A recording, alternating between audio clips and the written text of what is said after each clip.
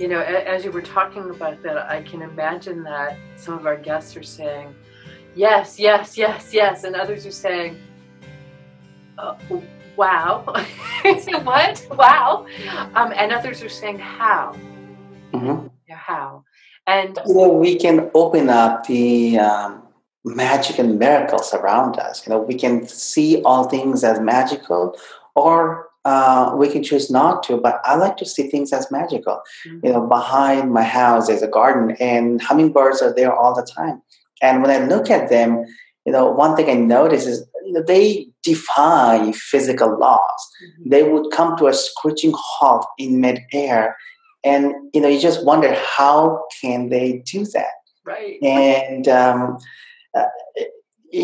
at one point I was somewhere else, and there were a lot of boulders, huge boulders, and a flock of hummingbirds just started to zigzag through them. I was somewhere there, and I decided that, okay, they're not gonna hit me.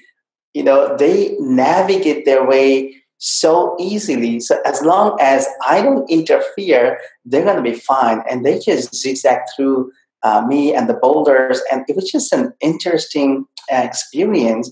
And we can look at all of these magical things around us. How can we embody more magic and miracles? How do we make those our standard? How do we make those technology?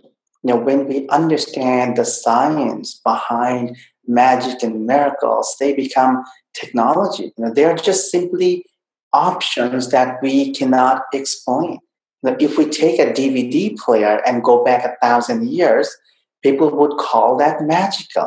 People would call a cell phone magical.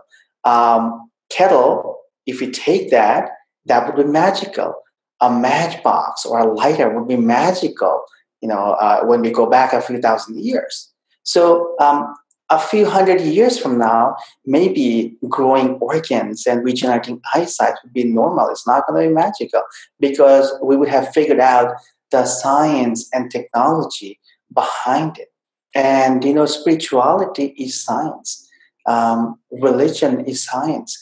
Everything can be a part of science and technology. They don't have to conflict if we move away from old ways of thinking. When we open up our minds and we look at possibilities, then we can simply notice the flow, and we can begin to combine energy and information from the environment and harness the power so we can do anything that we desire.